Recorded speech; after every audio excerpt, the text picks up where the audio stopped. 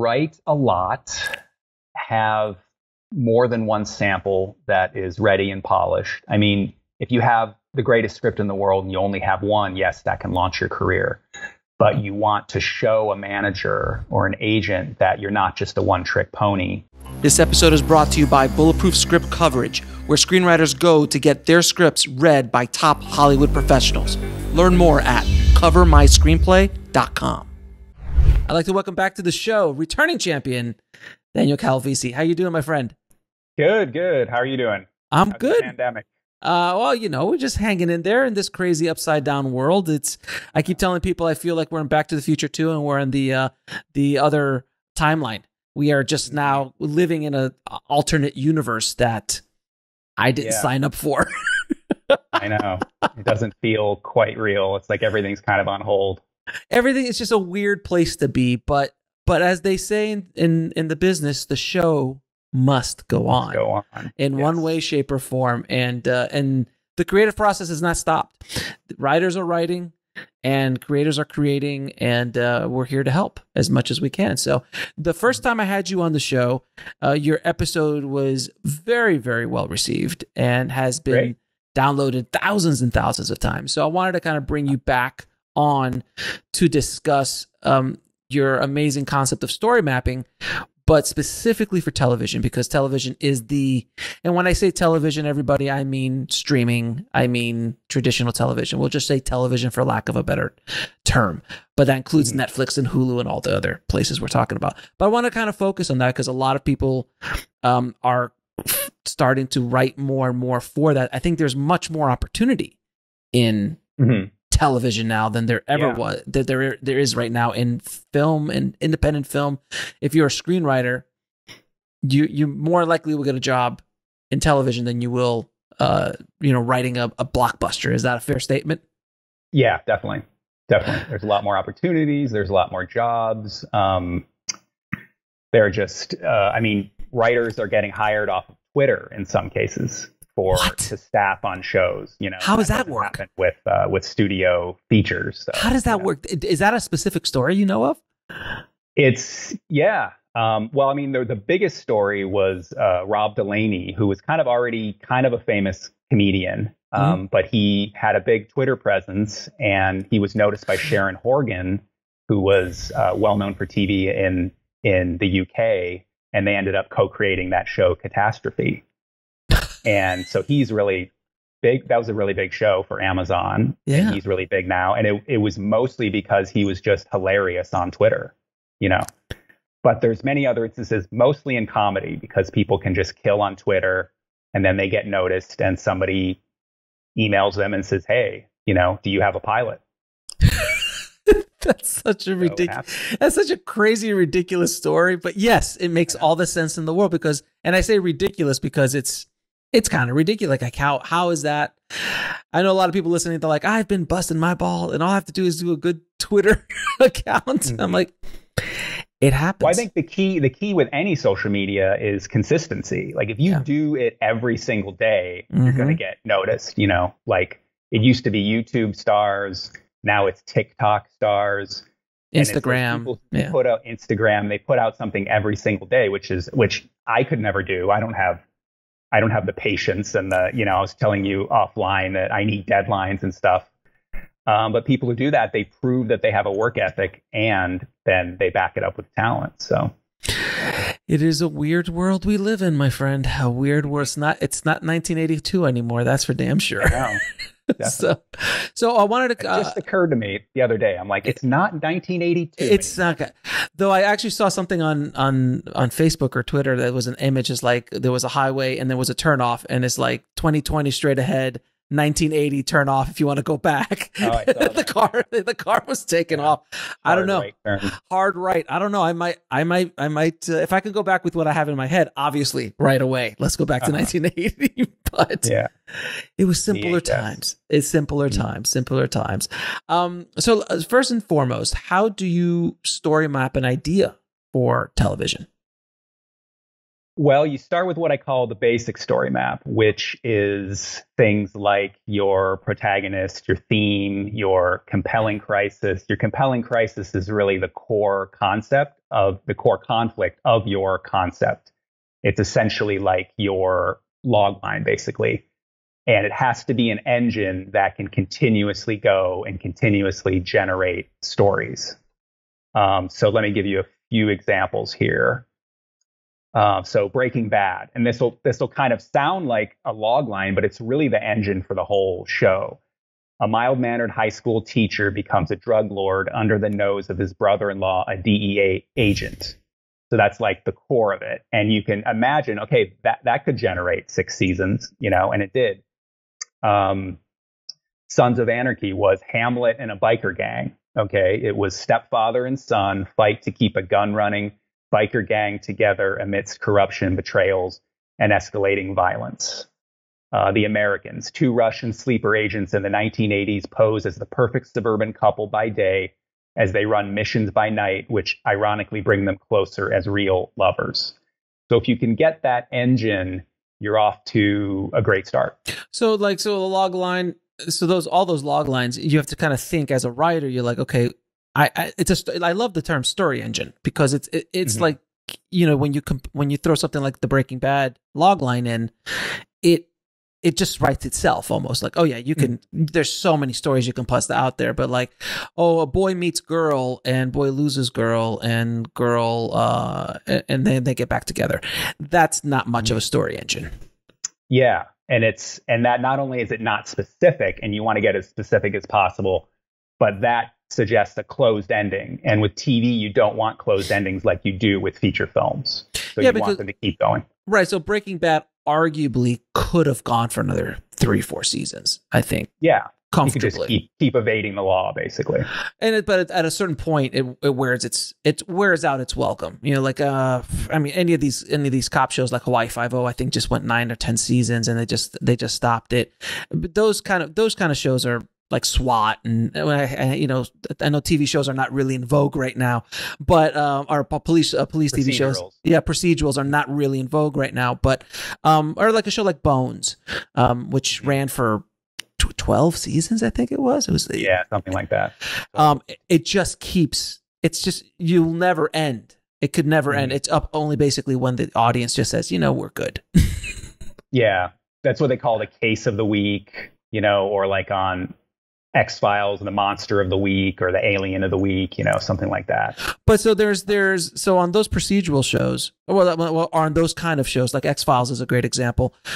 There is the monster of the week, but then there's also the underlining season story, and then the underlining story engine of the entire series. So the entire series is, the truth is out there. Mulder is trying to get the truth. So that's the engine. But that year, it's like whatever that guy was called, Cancer Man, I think he was, the guy who has smoking man. Smoke. So there's a whole season on discovering who that guy is, basically, and then after that, then there's the next big. So there's this underlining story that kind of keeps going, and they kind of dabble onto it, even when they're dealing with the monster of the week, and they kind of go back to it. Is that true? Yeah. So in that case, you would call that a hybrid, a scripted and procedural hybrid. So not only is there the procedural case of the week, but there's ongoing arcs below it. Like with Mulder, it was related to the disappearance of his sister, and he believed that his sister was abducted by aliens.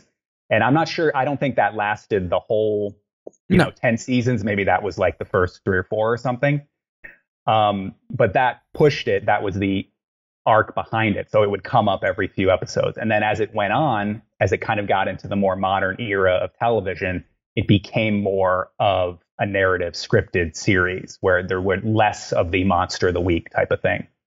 Right. I was just watching. And that happens when just the audience gets sucked in and they want more character work. They want to learn more about the characters. Right. As opposed to just like the monster of the week kind of deal. So like my wife and I watched all of Bones, because we're just catching up on all the shows as we're in quarantine. And there was always that one thing I forgot. I think it was that for the main character, the female, she Bones herself, it was the father or something like that, and that she could never find the bones or something something that kept her going for a long time. With Castle, it was the same thing for Beckett, the main character. Her father was killed, and she could never discover who it was, and that kept going for like 4 or 5 seasons. That show went on for like 10 seasons as well. But then you're right, after like 3 or 4 seasons, it kind of either they can't keep that going for 10 years. They'll go it for 3 or 4 years, and then they'll pick something else up and take that and kind of keep driving the show. Correct? Yeah. Like I think it was The Blacklist on NBC. And I don't know if they 4 or 5 seasons, then finally they just said, yes, he's her father. Yeah. Then they went on with it from there. It wasn't as much of a mystery anymore. Yeah. Spoiler alert by anyone who has not seen The Blacklist. I just finished watching The Blacklist, so I completely understand. Oh, yeah. Wow. It was like that whole thing. Like, is he the father? Is he the father? We all kind of knew it was that, but then there was the other thing. Like, well, what's his secret? And what is she? And now she's turning bad. Like, she's gone into this whole Breaking Bad thing in that series. Like, she's gone. I haven't seen it. I haven't seen it recently. I kind of just watched the first season, so it gets a lot better. It gets a lot better than the first season. So you have time. Might as well pick it up again. I know. Yeah. Now, how do you create a compelling character that can carry a series? Because a lot of times, I watch a series and it's starting out, and it's just the character himself or herself is not strong enough to hold the weight of a whole series. It might hold the weight of a movie, might hold the weight of a few episodes, maybe a season, but not for a run of 5, 6, 7, 8 seasons. I mean, what do you do to kind of create that compelling character? Well, I think they have to have a compelling backstory, or what you might call their ghost.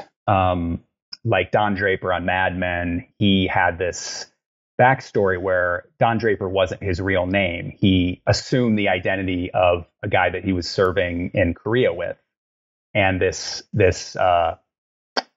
officer in Korea, they were in a battle together.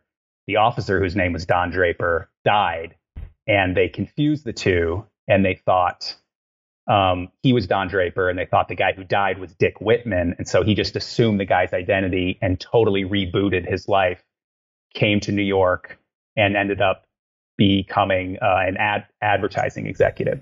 So he has this whole backstory, which essentially is a federal crime, right? So he's kind of evading the law. Like, he doesn't want people to know his secret. And it's all about this duality that he's pretending to be another person, really, the whole time, which matches up with and kind of parallels his occupation, which is advertising. Advertising is pretending this glamour, this glamorous world to sell baked beans or whatever it is.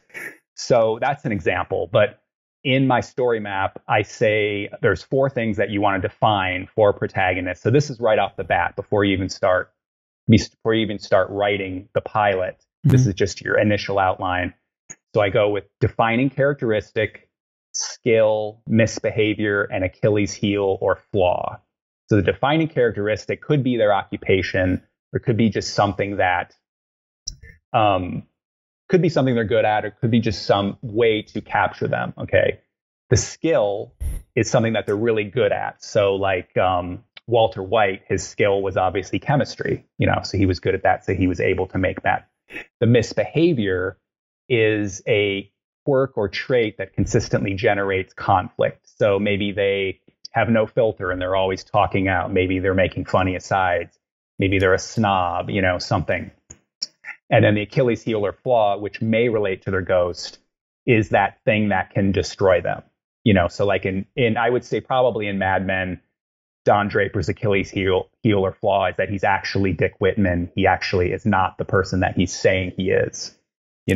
So like in Tony Soprano's ghost or secret is, you can't, if anybody in his crew found out that he was going to a therapist, it'd be done. Yeah, I would say his therapist. Initially, there was a lot with his mother, right? Like he kind of had a big mother complex. Right. So she was almost kind of his Achilles heel as well. But his defining characteristic, I would say he's kind of impatient, or he's, I I don't know, the frustrated leader. Maybe like he kind of doesn't want to be the leader in some ways, you know? And then his skill is he is a pretty good leader. And his misbehavior maybe is that he's violent. You know, he has a temper. Right. You know, he'll go off the handle. So those are characteristics that go into him and that you could use to write him, you know. So those four elements really do help to set up a compelling character in a series that could hold a series for a while. Yeah. So I think that's like the minimum that you would need. Now, I mean, and I'm sure you found this a lot of times when shows start, you know, as they say, jump the shark, to refer to Happy Days back in the day.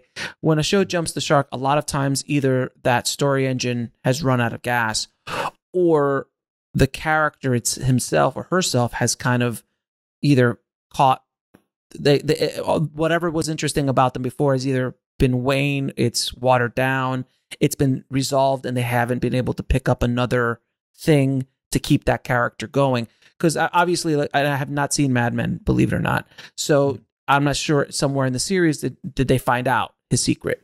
And, you know. Yeah, certain people along the way. Well, yeah. But is it like an explosion, meaning like a story explosion that like everybody, the cops come in and he's arrested? Like, is there a moment like that?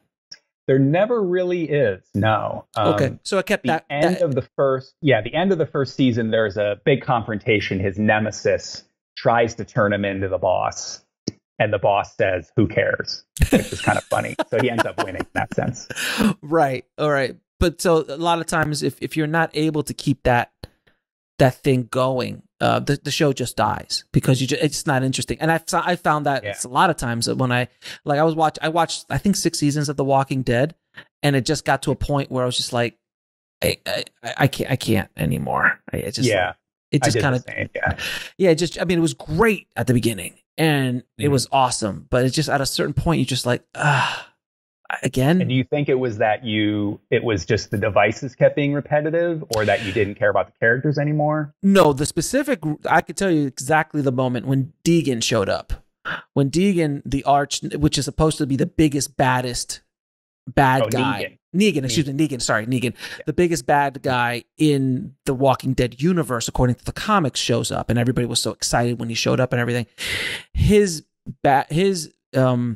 antagonist was so brutal in the point where the good guys could not get a lick in, so that it was too overpowering. It's kind of like when the villain is too strong, and and all the other characters, nothing they did, he just constantly beat them. So even in a fight, even in a Rocky fight, you know, Drago beats him up in Rocky 4 and is beating him, and you're like, oh, but Rocky gets in a lick and cuts him. And then you're like, oh, wait a minute, there's a chance. So it's just like, you know, it's like The Rock going after a 5-year-old. Like, there's nothing the 5-year-old's going to do that's going to physically match up. And at that point, it gets boring. And then also, I've also built up a love for the characters, and I don't want to see my characters constantly get just abused. I get once in a while, but it was just constant. And I just like, both my wife and I just said, you know what? I can't take, and it was a season of this. And even at the end of the season, it was really the guy's still there. They didn't get a win. They didn't, not really. And if they did, I didn't remember it. It wasn't appeasing enough for me. So I just walked away. And now I'm hearing that, you know, what's his name's coming back, and after he left the show, and I'm like, oh, that's interesting, but I can't. But I go, is Negan around? Oh, Negan's still around. I can't. And like, if they would have killed him in the first season, that would have probably kept going over the first time he showed up. But he just keeps coming back. So that was my feeling. There are shows that are just too dark, and you get sick of it. You get sick of your characters losing. You know? Right. You want them to have a win. They need to have a win every now and then. You know, and you need to root for them to have a win. But if you know they're just going to lose and it's just going to be a complete downer, right? Then you might bail out of a show. Right. And that's a lot of times why people bail out of their sports teams, because they just keep getting beat up all the time. And you're like, well, the only reason you watch a sporting event or you watch a movie or a show is because you hope that whoever you're rooting for has a chance. So like the Avengers, perfect example. Thanos was fairly unstoppable, object. I mean, and they established him so beautifully in Infinity War, where within the first 10 minutes, he literally wipes the floor with the Hulk, which is arguably the biggest, baddest guy in the Marvel side of things. And everyone just said, oh man. So even Thanos, who has this power that is just so overpowering, and he won, but yet you felt that there was hope, and they did get a couple licks in, and there was a way to do it, and it was going to take the entire Marvel universe against this guy to beat him, but there was still hope there. Well, if Thanos just kept beating on everybody, and it's boring. It's boring. Yeah. And you notice the only real movie with a dark ending was Infinity War. Which is basically The Empire Strikes Back. At the end, it's like the middle part. It's the middle part. It's a two-parter. Yeah. But if every Avengers movie or every Marvel movie had a dark ending, the audience would have been turned off a long time ago, I think. And also, it wouldn't have been as successful. And you also knew that Endgame was coming a few months later. Yeah. However, like everyone knew, like, okay, we're not waiting 2 more years for this. Like, okay, it's coming next year. It's coming next summer or something like that. And we know they're coming back. Good. But there's something like Walking Dead, they didn't. They just, it was just this constant pounding. So that's something that everyone listening, make sure whoever your protagonist is, give them a win. Even if they have a very powerful foe, which you need a powerful foe to make this thing go, right? Yeah, you need a good antagonist. You need a good nemesis. But yeah, I would say it can still, like, your pilot can still end on a dark moment. Yeah, sure. It has to end on a trigger that triggers the first season's engine.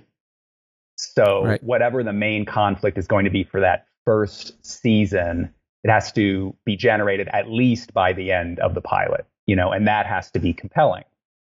And that has to be something that you can see generating a lot of episodes. Now, it could be a loss, I guess, but it's probably a little bit better if it's a win. But really, the way I would characterize it is usually pulling the carpet out from under the protagonist, like something you didn't see coming, they didn't see coming, they never thought it would get this bad, this whatever. Maybe they're going through a gateway, maybe a door is slammed in their face, some kind of opportunity, but the rug has been pulled out from under them, and it's like the oh shit moment, basically, at the end of every pilot, which then triggers the first season.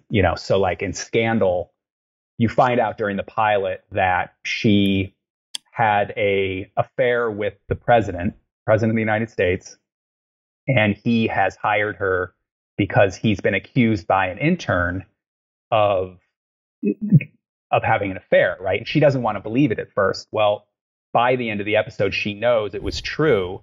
And so the trigger at the end is she starts representing the intern, the accuser of the president. So now she's diametrically opposed to the president as opposed to being his former mistress and trying to help him.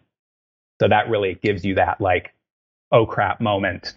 So now, this first season, she's going to be taking on the president in addition to new cases coming in during the week. And I just finished watching How to Get Away with Murder, which is also another Shonda. Is that good? It's amazing, especially that first season where, I mean, in the pilot, it's about, well, who killed this dude? And like the whole season's about who killed this person.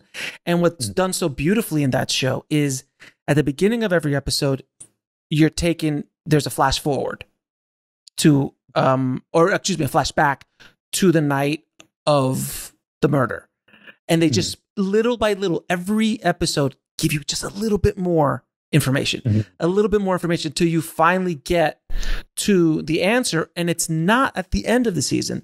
Generally, you get to the answer by the middle of the season. And then the rest of the season, they're figuring out how to get away with it.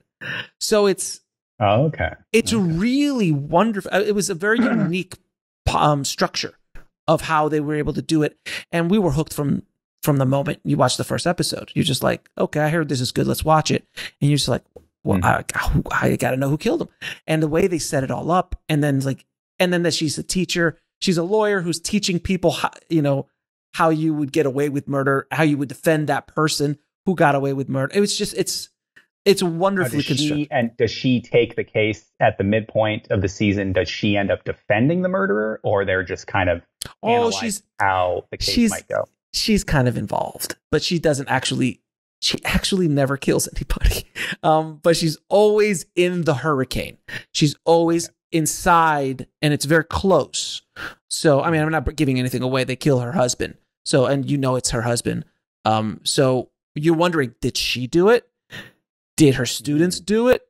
Did the sister do it? Like, and you're just like this whodunit, but she's a really amazing attorney, and she, and she's like a force of nature. So then she has to defend herself because she's accused, and there's all sorts of, it just constantly, you don't know. And that's the one thing I love about that show specifically. And I think if you could do this as a writer in today's world, you have a job.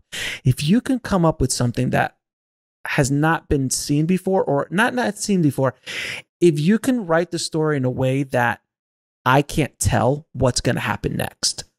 Because you and I are surprising turns. Yeah, you and I are both fairly educated in the story spectrum. I've seen hundreds of thousands of hours, and most people have seen that, even if we're not in the business of constructing story. We've just seen enough to know, the bad guy's going to do this. Oh, she's going to do that. I love a show that I'm like, I'll turn to my wife and I'll just go, I have no idea what's happening. I have no idea where this is going. And that's a good example that you said it was her husband who was killed. It has to be a consequential person. If you're going to hang a whole season on a murder case, it has to be consequential, or even just any engine. So like in Scandal, she didn't just have an affair with like some lawyer or some CEO. She had the affair with the president of the United States, right. How to Get Away with Murder. It wasn't just some random person that was killed. It was her husband, So think about that when you write your concepts. That's what makes it high concept, and that, or maybe the better term is high drama, high consequences. And it's funny enough that first season, that story engine, the ghost of that, even after it's resolved, it kept coming back. It kept coming back because you got away with it. That's the name of the show. You got away with murder, but it's always lingering as that secret, like in Mad Men. It's like that thing, and there's multiple people involved. Is anybody going to talk? And then sometimes they do, and sometimes they don't. And what's going to happen? And who's dead now? And oh my God! And it just constantly kept that engine going. It did finish. I think this was the last season. They did 6 seasons of it.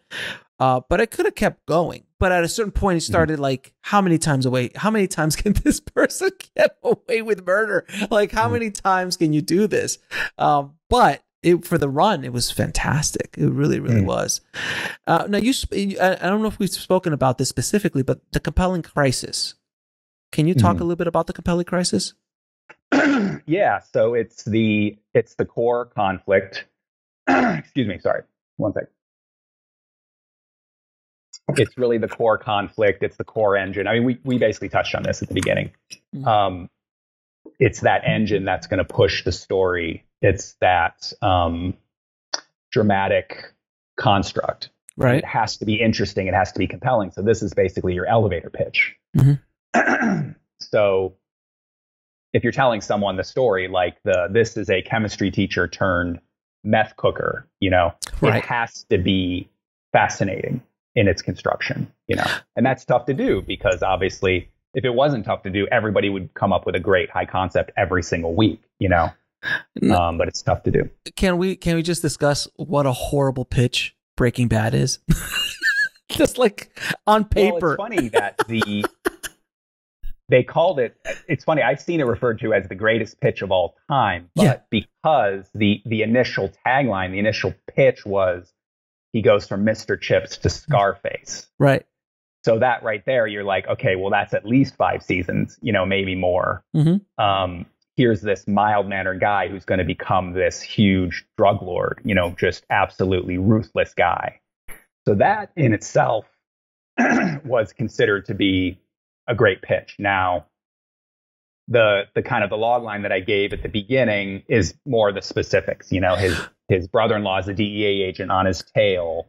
and he's the chemistry teacher who then is good at cooking meth, and eventually he gets kind of more and more powerful, more and more brutal. Well, the way we're presenting it, and the way you just presented it, sounds fantastic. But when I've seen interviews with Vince Gilligan, and he's like, on paper, you're like, oh yeah, his wife has cancer, and then he's a chemistry teacher who starts selling meth on the side to pay for the. Or no, he has cancer. He has cancer, and like on paper, it just didn't. Nobody. It sounds depressing. It sounds depressing. Like what? He's got cancer. He's a chemistry teacher. He's gonna sell meth. What network is gonna run this? Like, and it was turned down by. Mm-hmm. Almost everybody except for AMC, who just said, hey, we'll take a shot on this. And even then they were like, the hatchet was just hanging over their heads for the first season, just any moment now. And it took a minute before it got up and running. Before people started, it took a little bit. There was a whole kind of class of shows that came out of the writer's strike. What was that, 2008? Yeah. And it kind of cut the season in half. Yep. And a lot of the networks found out that they didn't have enough content.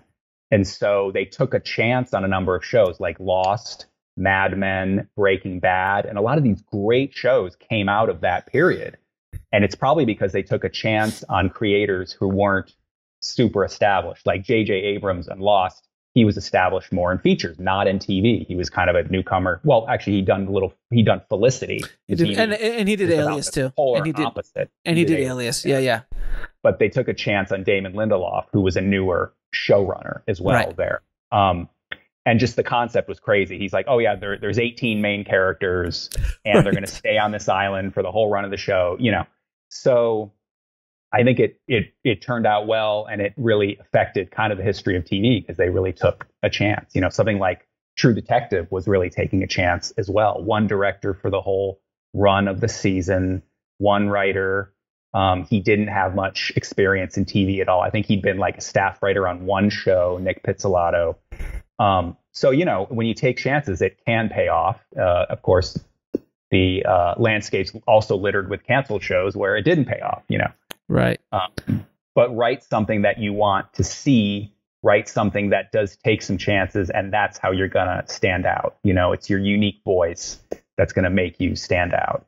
Now, we've been talking about the 1 hour drama a lot. Is there a different structure or ideas in regards to story mapping with sitcoms and maybe the 30-minute dramedy?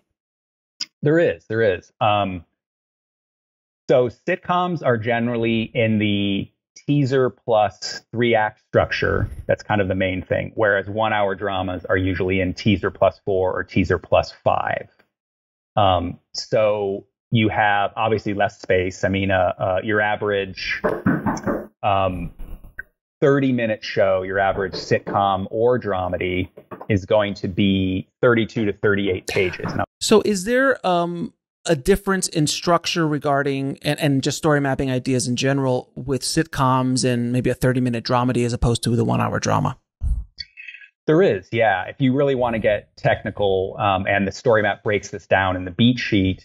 So a 1 hour pilot, the structure is going to be either teaser plus 4 or teaser plus 5. Mm-hmm. So basically, that's, if you're considering the teaser as an act, that's 5 or 6 acts total. And then with a 30-minute, either sitcom or dramedy, it's usually going to be cold open / teaser. Sometimes they call it cold open, plus 3 acts or plus 4 acts. Your average sitcom, let's say one that I've mapped would be The Unbreakable Kimmy Schmidt on Netflix. Mm-hmm. That was teaser plus 3. And then a dramedy like Atlanta on FX, that was teaser plus 4. Maybe you would say, okay, dramedies have a little bit more complex storytelling. That could be the case. As far as the actual pilot script themselves, this is the pilot that you're going to submit to an agent, manager, network executive, producer, whatever. Your 1 hour pilot script is going to be like 54 to 60 pages. I recommend you don't go over 60 pages if you're a newbie. And then a half-hour script, whether sitcom or dramedy, is going to be more in like the 32 to 38 page range. And people ask, okay, well, if I'm writing a network sitcom with commercials, the sitcom actually only ends up being 23 minutes, so should I write a 23-page script? The answer is no. You should still write a 32 to 38-page script, maybe 30, because they're going to end up cutting some material because the actors are going to deliver it faster. I mean, comedy's all about pacing. So that just is the industry standard that you're going to write in that range. Now, if you're a newcomer, I wouldn't say 38 pages. I'd say keep it 32 to 35, something like that, And do you, and all the same ideas as far as a compelling character, the story engine? I mean, because sitcoms are different. Like the sitcom, the log line just has to kind of like, all in the family. I mean, it's basically that log line, Golden Girls, I'm going old school, sorry. Or Big Bang Theory, bunch of nerds trying to figure out life with, a hot girl across the hall, essentially, and how that works out. I don't know if that's even the log line. I don't even know what the log line of a show like that is. But it needs to be very. Are the elements the same? They're basically the same. I mean, you do have a protagonist who probably has a quirk or a misbehavior, and they may have Achilles heel, but the stakes aren't as high. Obviously, it's not going to be life or death if it's a sitcom. But one thing and then there is a compelling crisis, there's an urgent crisis for that particular pilot episode. Okay. So they may be the same, they may not. So like the compelling crisis of, let's say, Big Bang Theory may be these guys trying to negotiate the real world, even though they're the biggest nerds on the planet, and kind of get along with girls, okay, as frontlined by their neighbor. But the urgent crisis of the pilot is that particular story that week, that particular challenge that they have to deal with. And I don't remember the pilot. I don't either. Right. But one thing, if you talk about the 30-minute dramedy, which is the hottest format today, in which you see a lot more shows using that format, a lot more shows on Netflix using the 30-minute dramedy format, a lot more on Amazon, shows like Dead to Me on Netflix, Love on Netflix, and Atlanta, like I mentioned, Master of None, on different networks. So they really focus on a subculture, and the subculture of the dramedy is really important in those cases. So you really want to drill down into a world that we haven't seen before. Okay, Transparent, for example, it was examining the impact of a parent who is transitioning to another gender and the impact on his adult children. Okay, and that was something we hadn't seen before, It really kind of changed the zeitgeist, and it's a really unique, interesting show. And Transparent, there really was more drama than comedy, although there were some really funny moments. But it was really more like kind of 70% drama, 30% comedy, if you had to, So like a show like Master of None, what is the subculture there? Because I haven't seen the show in a bit, but I'm trying to remember. Good question. I would say it's the Indian American man who, and his family, because we do touch on his parents, and there are flashbacks to his parents in India and coming to America. So it's the Indian American man trying to struggle as an actor. Okay. And then we get into, there's other characters. There's the Lena Waithe character, who's a gay Black woman, and her family also is examined. There was a great episode, which I may have won the Emmy, called 3 Thanksgivings, and 3 or 4 Thanksgivings. And it goes back in time, kind of showing her coming out of the closet with each Thanksgiving when she was younger with her family. So we examined her family, So it was family dynamics. It was a struggling actor. It was a young guy trying to find a partner, trying to find a woman and settle down. His friends are settling down, and he's still the single guy in the city, kind of trying to grow up, basically. Rami on Hulu is also about a guy trying to grow up in the modern world and become an adult as he lives at home with his family. But the subculture there is Muslim America. So he's a Muslim. And really, I haven't seen any other show that really had a main character who was a Muslim that was kind of really broke out, and Rami's a great show to look at. That's a great dramedy. Now, as a writer, if you're creating a pilot for any of these shows, a 30-minute dramedy and 1-hour drama, do you need a story Bible? Well, it depends. Do you mean like a pitch Bible that you show to people? Yeah, I mean, yeah, like if you need to understand where the series can go, at least for the season, and then possibly for 2 or 3, and then ideas for 2 or 3 seasons ahead of that. Yeah, you do. You need to understand that. And I would say it would be good to have that written document. Today, you see a lot of pitch decks where there's a lot of visuals, a lot of images, and they talk a lot about tone, and they show like pictures of actors who capture the essence of that character. So they're a lot more visual, but you can do one that's purely text-based. And yeah, you want to define the characters in more detail so that going forward what their arcs are going to be and who they are, really, so you can write them better. And the arcs going forward in season 1, and then ideally season 2, season 3, maybe beyond that. But you don't need to have like the entire first 3 seasons mapped out. But it is good to have a good idea of the major arcs. Now, can we discuss a little bit about theme within shows? Because theme is obviously a very powerful thing that a lot of times gets lost in the writing process. In television shows, can you talk about certain shows and see what the underlining theme is of each show and how important it might be to the success of a show? Yeah. Well, basically, theme is, what is your show about? Like, why are you telling this story? What about it fascinates you and should fascinate the audience? What emotions and ideas do you plan to explore? And that can lend itself to inspiring what the characters will do, their actions and the plot lines and the beats. A theme, to mention Mad Men again, the theme would be the pursuit of happiness in an increasingly cynical and chaotic world. Now that is pretty broad, but each character is dealing with trying to be happy in this chaotic time of the 1960s in New York City. And it's really, the world is throwing things at them, and they're just trying to get along with their spouse or find a spouse or raise a family or balance the job and home life. There's a lot of dealing with sexism. There's a lot of dealing with racism. And in that case, it was really key that it was that subculture of Manhattan in the 1960s. But other shows, I would say Breaking Bad, the theme of sacrifice comes into play time and time again.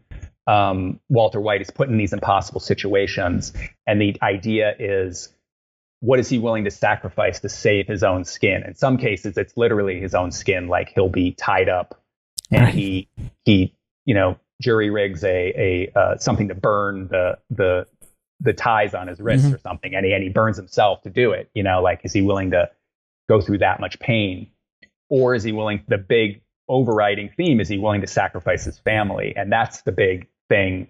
That's really his goal from the beginning, is to make enough money to support his family if he dies from cancer. So after he dies, and the cancer element is taken out of it at a certain point, and it's when it's more about him being Scarface. It's more about his starts liking quest for power.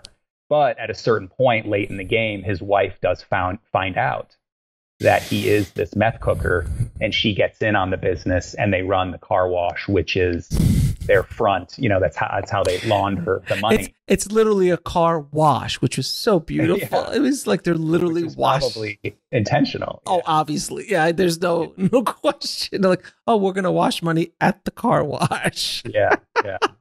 In the pilot, the end of the pilot is he's washing and literally drying his money. He has cash in the dryer. So it's literally like he's washing the money. So now, what are some of the biggest mistakes you see writers make when putting together a pilot? Wow.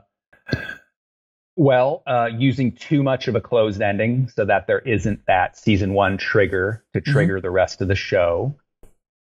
The scenes are too long, and the act breaks are not where they should be. My beat sheet defines your act break, defines the signpost beats of your plot, and it also defines where they fall in the script. Okay, so I have a very specific page range paradigm that I've constructed, but it's based on produced shows, hit shows, and professional pilots that I read. So, like, for example, I have the teaser of a 1 hour drama should be 2 to 10 pages. Act 1 should be 12 to 15 pages. Act 2 should be 6 to 10 pages, and it should end around page 30. And I continue through to Act 5. So if you read my book, Story Maps, TV Drama, then you'll see these breakdowns and you'll know basically how long you have for each act. And it really is empowering, and it gives you kind of a deadline and a target, and it is easier to write if you know, okay, I'm writing Act 2 and I only have 10 pages and it should end around page 30. It's actually liberating, because then you don't write 35 pages, and it gives you some discipline to know that this is the industry standard structure. I don't know if that answered your question. No, it does. It does. Now, are there any bad habits that screenwriters writing a show have that they should kind of rid themselves of? Like, you've seen this again and again and again. You're like, oh God, please stop this. Well, it's funny. I had heard years ago that there was a huge flood of pilots that were just like Breaking Bad, like Breaking Bad's pilot, because it was so popular at the time. But yeah, like I said, there isn't a trigger to trigger season 1. There isn't that compelling crisis, really. It's a one-off story, so there's not that fascinating conflict that can keep repeating. Just the characters are not that interesting. There is a lack of conflict. They really have to generate conflict, and each scene has to have conflict, and ideally increasing stakes. There isn't a midpoint. Like, there should still be a midpoint in a pilot, just as there is a midpoint in a feature, and that should be really strong. And then there should be an all is lost moment, that really hitting bottom moment that happens at the end of Act 4, if you're talking about teaser plus 5 acts. Now, there's an all is lost in the 30-minute structure as well. Now, how do you approach rewriting, the rewriting process, which is just brutal? Are you not do well with rewrites? I mean, I don't mind rewrites, actually. I actually enjoy going back and rewriting, because it's just honing what you've done before. But for when I'm doing story specifically, nonfiction's a lot easier, but for fiction, you start killing those darlings, and it's hard. Yeah. It's hard to kill the darlings. And that's one thing I know a lot of writers, like, I've read so many screenplays that are, it shouldn't be 135 pages. It really needs to be 92. It's just because it need to be 135. It really doesn't, I mean, is this Braveheart? No, I don't know. Yeah. So at a certain point, it's hard to cut those out. So any suggestions or any advice? Well, yeah, I would say you have the story map paradigm, that comes from my book, and the worksheet. If your listeners, if you want to email me at dan@act4screenplays.com, I will send you a worksheet for the 1 hour drama and the 30-minute if you want. Mm-hmm. So you have that worksheet and that paradigm, so you can do better at hitting those page points in your subsequent drafts. And then, as you want to give it to friends and get feedback from other people. And that's tough, because you do end up killing those darlings. That favorite scene that you love, you give it to 3 friends and 2 of them are like, you don't need that scene. You should cut that scene. And that's when that kind of separates the men from the boys. That's the tough thing that you have to do, that professional writers have to do, is be able to cut those scenes that just aren't working, aren't pushing the story forward. They don't have enough conflict. Right. They're just not crucial, Right. And a lot of times it's just like, there's a cool line in that scene, or there's a cool thing that happens in that scene, but it's not really moving the story forward. It's fluff, but it's really cool fluff. Exactly. And that's tough to cut those. Yeah. And every scene should A, move the story forward, B, reveal crucial character, or C, really explore the theme, in a unique way that isn't explored in other scenes. Ideally, all 3 of those, but it should hit at least one of those.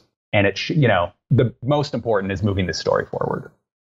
Now, I'm going to ask you a few questions I ask all of my guests, sir. Okay. What are 3 television pilots every screenwriter should read? Okay. I would say, and I'll try to deviate from just the ones in my book, because I have 7 in my book that I break down. I would say Breaking Bad, Ozark. I really love Ozark these days. And wow, I would say, to throw in a half an hour one, I would say Dead to Me, also on Netflix. Okay. So two Netflix and an AMC. All right. Now, what advice would you give a screenwriter wanting to break into the business today? Write a lot. Have more than one sample that is ready and polished. I mean, if you have the greatest script in the world and you only have one, yes, that can launch your career. But you want to show a manager or an agent that you're not just a one-trick pony and that you do have more than one script. So I would say have a portfolio of 2 to 3 really strong pilots, and ideally secure a manager first before, and then they can get you staffing jobs. But 99% of staffing jobs are in LA.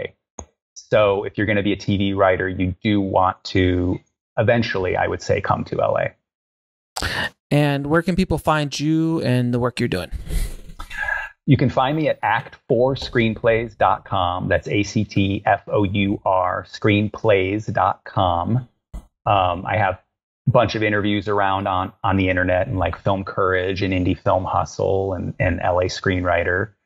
I have books on Amazon. My most popular book is the one that is on the 1-hour film structure, which is called Story Maps TV Drama, the Structure of the 1-Hour TV Pilot.